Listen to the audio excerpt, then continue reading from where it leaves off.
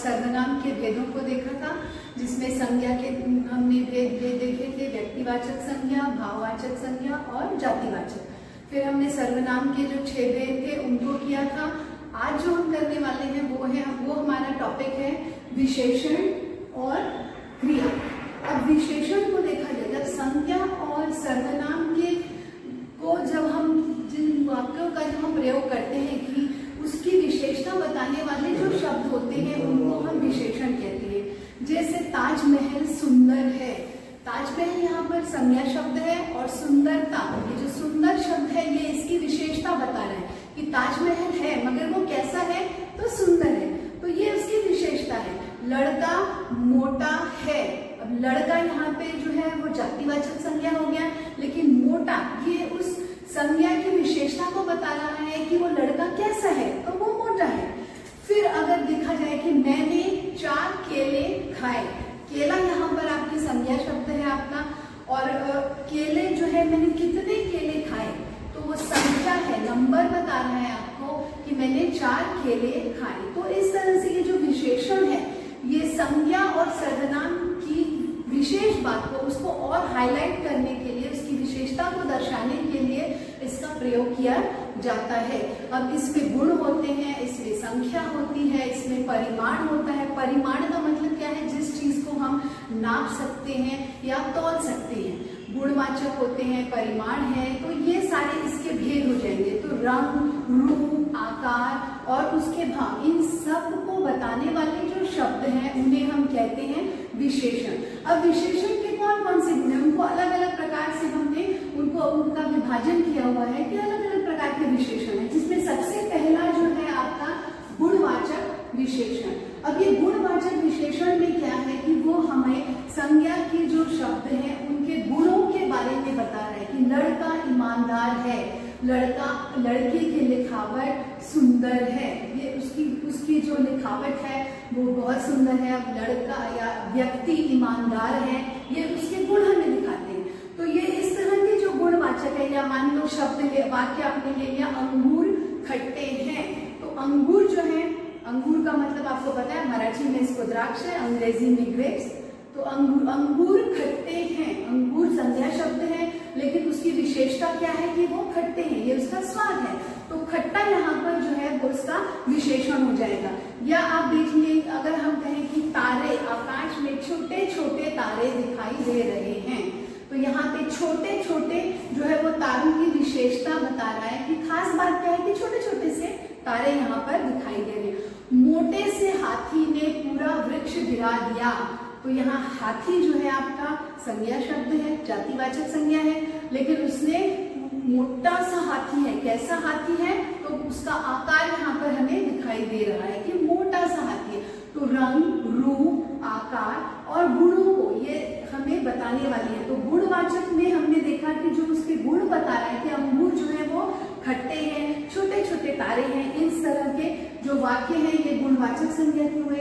उसके बाद हमारा दूसरा भेद है सार्वनामिक गुण, सार्वनामिक विशेषण। अब सार्वनामिक विशेषण, सर्वनाम हमने किया, यह, वे, हम, आप, तुम, तुम्हें, उसने, इसे, ये सारे सर्वनाम है जो हमने पिछले टॉपिक में कंप्लीट किए थे। अब यहाँ सार्वनामिक विशेषण का मतलब क्या है कि वे शब्द जहाँ पर सर्वनाम का प्रयोग होता है उस विशेषता को बताने के लिए, यह मेरा स्कूल है, यह मेरी पुस्तक है, या यह सबसे बड़ा मकान है, तो मकान है, यह शब्द जो है यहाँ पे ये सर्वनामिक विशेषण में आ जाएगा, क्योंकि यह उसकी विशेषता को बताया कि ये स्पेसिफिक जो शब्द है ये मुझे सर्वनाम की बताने की विशेषता जो है वो मुझे बता रहा है, इसलिए ये आपका हो जाएगा सर्वनामिक विशेषण। उसके बाद है परिमाणवाचक। परिमाण शब्द का अर्थ है मापना, वेट करना या उसको तोलना।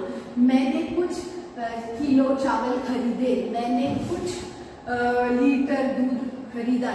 तो यहाँ पर जब हम किसी भी चीज को नाप सकते हैं, तोल सकते हैं, उसका वजन कर सकते हैं, उसको मीटर्स में उसको मेजर कर सकते हैं, तो वहां पर आपका ये परिमाणवाचक संज्ञा, परिमाणवाचक विशेषण जो है वो आ जाता है। जैसे मैं 4 किलोमीटर दौड़ा, तो कितने किलोमीटर दौड़ा, तो दौड़ को किलोमीटर जो है और किलो, किलोमीटर्स, लीटर्स, ये सारे जो आपके यूनिट्स यहाँ पर आ जाते हैं, जहाँ पर आप नापते हो या तोलते हो, ये सब आपका जो आ जाएगा परिमाणवाचक इस विशेषण में आ जाएगा। फिर है संख्यावाचक। अब देखिए परिमाणवाचक और संख्यावाचक जो है थोड़ा सा कंफ्यूजिंग इसलिए है कि जब उसका हम वाक्यों में प्रयोग करते हैं तो हमें लगता है कि ये संख्यावाचक भी है और परिमाणवाचक भी है, लेकिन उसमें फर्क ये है कि परिमाण जो है वो सिर्फ हम टेप से नाप सकते हैं या उसका वजन कर सकते हैं, और ये संख्यावाचक विशेषण जो है इसमें स्पेसिफिक संख्या होती है, नंबर्स आ जाते हैं उसमें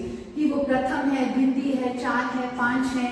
तो उसके जो संख्यावाचक जो विशेषण है उसके फिर से दो भेद हमारे पास है, जिसमें से पहला है निश्चित संख्यावाचक और दूसरा जो है अनिश्चित संख्यावाचक। अब ये निश्चित मतलब फिक्स, यहाँ पर निश्चित रूप से पता है हमें कि कितनी संख्या है। कक्षा में 30 लड़कियां हैं या मैदान पर 20 लड़के खेल रहे हैं, तो निश्चित रूप से पता है कि कक्षा में सिर्फ 30 लड़कियां हैं, उससे ज्यादा नहीं है। निश्चित फाइनली वो 30 जो नंबर है, वो जो संख्या जो दी हुई है वो निश्चित रूप से कही गई है। फिर अनिश्चित जो गुणवाचक है उसमें क्या है, अनिश्चित रूप से हम कहते हैं कि कुछ लोगों ने अच्छा काम किया, कुछ लोग यहाँ से जा रहे थे।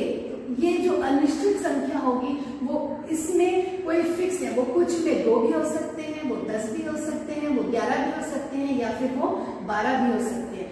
तो ऐसे शब्द जो निश्चित संख्या दी जाएगी तो वो निश्चित गुण इसमें आ जाएगी, निश्चित संख्यावाचक विशेषण में, और जो जहाँ पर अनिश्चित रूप से कुछ संख्या नहीं है, कुछ लोग हैं, बहुत है या बहुत सारे हो जाएंगे, तो कितने हैं। अब मेरे लिए बहुत सारे 5, अगर मैं छोटे परिवार से हूँ तो मेरे लिए 8 लोग भी बहुत सारे हो जाएंगे, लेकिन जो ज्वाइंट फैमिली से आते हैं उनके लिए 8 तो कुछ नहीं है, उनके लिए वो 20 भी हो सकते हैं, बहुत सारे। तो ये जो अनिश्चित संख्या है इसमें कोई भी फिक्स नंबर नहीं है, जबकि निश्चित संख्या में वो 10 केले खाए या 1 केला खाया है या 4 लड़के खेल रहे हैं या 10 लड़कियां खेल रही हैं, वो निश्चित रूप से संख्या वहां पर दी जाती है। तो विशेषण सबसे पहले क्या है कि संज्ञा और सर्वनाम की विशेषता को बताने वाले जो शब्द होंगे वो आपके हैं विशेषण।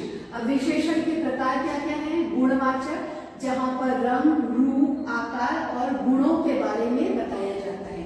फिर है सर्वनामिक विशेषण, जहां पे सर्वनाम का प्रयोग होता है और उस सर्वनाम के प्रयोग के द्वारा उसकी विशेषता को बताया जाता है, वो आपका हो जाएगा सर्वनामिक विशेषण। फिर है परिमाणवाचक विशेषण। अब ये परिमाणवाचक विशेषण वही है जहां पर हम किसी भी यूनिट का, नापने का, तौलने का यूनिट का इस्तेमाल करते हैं, तो वो हो जाएगा आपका परिमाणवाचक विशेषण। फिर है संख्यावाचक विशेषण। संख्यावाचक विशेषण में फिर उसके 2 उपभेद हैं, एक है निश्चित संख्यावाचक और दूसरा जो है वो अनिश्चित संख्यावाचक विशेषण। अब निश्चित संख्या में फिक्स रूप से आपको वो संख्या दी होगी कि वो कितने छात्र हैं या कितने लोग हैं। अनिश्चित संख्या में आपके लिए कोई निश्चित रूप से संख्या दी हुई नहीं है, वो बहुत कम, थोड़े, अधिक, ज्यादा, इस तरह से वो उसमें दिया हुआ होता है। तो ये सब हुआ हमारा विशेषण। विशेषण के बाद दूसरा हमारा टॉपिक जो आता है वो है क्रिया। अब किसी भी काम को करना, जहां कहीं भी कोई भी काम हो रहा होता है उसे हम कहते हैं क्रिया। लड़का खेल रहा था, इसमें क्रिया कौन सी है, खेलना। खेल रहा था तो इसमें खेलने की क्रिया हो रही है। बच्चे पढ़ रहे हैं तो यहाँ पे कौन सी क्रिया है, पढ़ने की क्रिया। तो वाक्य में जहां कहीं कोई भी काम हो रहा है, कोई भी क्रिया हो रही है, उसे हम क्रिया के टॉपिक के अंदर उसको रखते हैं, जिसको कहते हैं फिर क्रिया। अब क्रिया जब हम पढ़ते हैं उसमें वाक्य में आपको सबसे पहले क्या करना है, आप संज्ञा ढूंढिए या सर्वनाम ढूंढ लीजिए वाक्य में। उसके बाद उसके पीछे वाक्य के अंत में जो भी वो काम कर रहा है उस काम को, उसके करने के जो काम करने का जो शब्द हमें उसके काम करने को सिखा रहा है या वो बता रहा है, उसका अर्थ वो हो जाएगी आपकी क्रिया। तो क्रिया हमेशा करना है, काम करना या काम हो रहा है, काम होने वाला है, काम हो चुका है, ये सब जो है वो क्रिया के अंतर्गत आते हैं। अब क्रिया के उसमें फिर से हमारे दो उपभेद हैं, जिसमें पहला है सकर्मक क्रिया और दूसरा जो है वो है अकर्मक क्रिया। अब जैसे कि नाम से आप पहचान सकते हो, सकर्मक, स जो है ये उपसर्ग इसके साथ लगा हुआ है, तो स मतलब सकर्मक उसके साथ, कर्म के साथ। तो ऐसे वाक्य जिसमें कर्म मौजूद होगा, एक होता है कर्ता जो खुद स्वयं काम कर रहा है, लेकिन कर्ता के साथ जब कोई कर्म जुड़ जाता है, मतलब कोई काम कर्ता के द्वारा किया हुआ कोई काम जो उसके साथ मिल जाता है और वो वाक्य तैयार होगा, तो उससे वो हो जाएगा आपकी सकर्मक क्रिया। उदाहरण देखिए इसका क्या होगा, माँ ने खाना परोसा। यहाँ पे माँ जो है वो करता है क्योंकि वो काम कर रही है, ठीक है, और उसका कर्म क्या है, क्या काम कर रही है वो, तो खाना परोसा। परोसा का मतलब उसने अपने परिवार के लोगों को खाना परोसा, मतलब वो डालना। व्हाट यू से इन मराठी कि आपको खाना वाढ़ने जिसको कहते हैं, खाना आपको प्लेट में डालकर देना। तो उस तरह से यहाँ पे माँ जो है वो कर्ता हो गई है और उन्होंने खाना परोसा, तो ये उसका कर्म उसके साथ जुड़ गया है, इसीलिए ये जो वाक्य हो जाएगा ये सकर्मक हो जाएगा। इसको और अच्छे से या आसानी से याद करने का तरीका क्या है कि सकर्मक क्रिया मतलब कौन सी क्रिया है, अगर इसको हमें याद करना है तो जब भी आपकी यहाँ वाक्य जो दिया जाएगा उसकी जो क्रिया होगी, आप उससे क्या प्रश्न पूछिए, जो कर्ता होगा वाक्य का उससे क्या प्रश्न पूछिए, और अगर उसका उत्तर आपको मिलता है क्या और कैसे, ये दो ही प्रश्न पूछने हैं। क्योंकि अगर आप कोई भी प्रश्न पूछेंगे तो उसका उत्तर तो उसमें जरूर होगा, लेकिन हमें उन वाक्यों में सिर्फ क्या और कैसे, इतने दो ही प्रश्न पूछेंगे और उनका उत्तर अगर सही तरीके से उस वाक्य में हमें मिलता है तो वो हमारी सकर्मक क्रिया हो जाएगी। जैसे माँ ने खाना परोसा, तो परोसा यहाँ पे, तो क्या परोसा माँ ने, तो खाना परोसा। क्या शब्द का, क्या प्रश्न का उत्तर जहाँ पे हमें मिल रहा है वो आपकी जो क्रिया हो जाएगी वो हो जाएगी सकर्मक क्रिया। जैसे सीता ने गाना गाया, तो क्या गाया उसने, तो गाना गाया। क्या प्रश्न पूछने पर उस क्रिया का अगर हमें जवाब मिलता है तो वो हमारी है सकर्मक क्रिया। उसके बाद अकर्मक क्रिया जो है, यहाँ पर कर्ता तो है लेकिन कर्म यहाँ पर नहीं है। कर्ता मतलब जो व्यक्ति है वो स्वयं काम कर रहा है, उसका काम करने से उसका प्रभाव जो है वो किसी और पर नहीं पड़ रहा है, तब ये जो है अकर्मक क्रिया हो जाएगी। जैसे वाक्य है गीता तैर रही है, गीता जो है यहाँ पर करता है वो तैर रही है, तैरना स्विमिंग करना, तो गीता के तैरने का प्रभाव, उसका प्रभाव किसी और पर नहीं है, यहाँ कर्म जो है यहाँ नहीं है, इसीलिए ये अकर्मक क्रिया है। तो जब हम इसको याद करें, जब हमें वाक्य में दिया जाता है प्रश्न पत्रिका में कि सकर्मक और अकर्मक क्रिया पहचानिए, तो आप क्रिया को सबसे पहले आप वाक्य पढ़िए, उसके बाद जो वाक्य में जो भी क्रिया है उसको लोकेट करो कि इस वाक्य में इस क्रिया कौन सी है, फिर उस क्रिया को आप क्या शब्द, क्या प्रश्न पूछिए, अगर आपको उस क्या का जवाब मिल रहा है आप तुरंत लिखिए कि वो सकर्मक क्रिया है। आसान तरीका सकर्मक और अकर्मक को पहचानने का।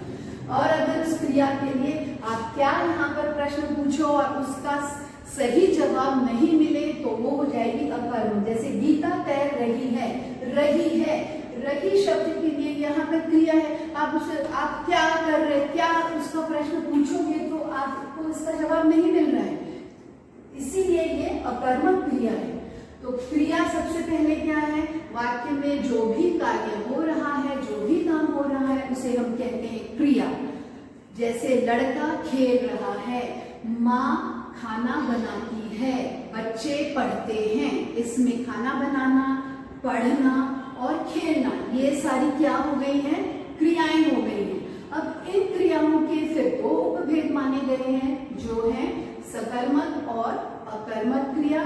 तो सकर्मक क्रिया जिसमें कर्म मौजूद है, क्योंकि शब्द से ही आपको पता चले, स में साथ में, कर्म के साथ, अ मतलब बिना कर्म के, तो अकर्मक क्रिया। तो ये सकर्मक क्रिया, अकर्मक क्रिया जो है ये क्रिया के उपभेद हैं। तो आज हमने क्या क्या देखा बच्चों, सबसे पहले हमने देखा विशेषण, विशेषण में हमने क्या देखे हैं, उनके कितने भेद हैं, 4 मुख्य भेद हैं। गुणवाचक, रंग, रूप, आकार को दर्शाने वाले। सर्वनाम का प्रयोग जहां पर होगा वो सर्वनामिक गुणवाचक विशेषण है। फिर परिमाण, जहां पर आप नाप, तौल और वजन का इस्तेमाल कर रहे हो वो परिमाण वाचक है।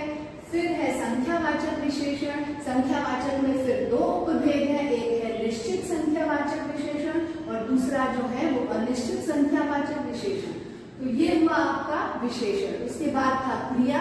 फिर क्रिया में काम जो भी हो रहा है वो क्रिया के अंतर्गत आएगा। सकर्मक कर्म के साथ और अकर्मक जो है वो बिना कर्म के। तो इस तरह से आज हमने देखा है विशेषण, उसके प्रकार, क्रिया और उसके प्रकार।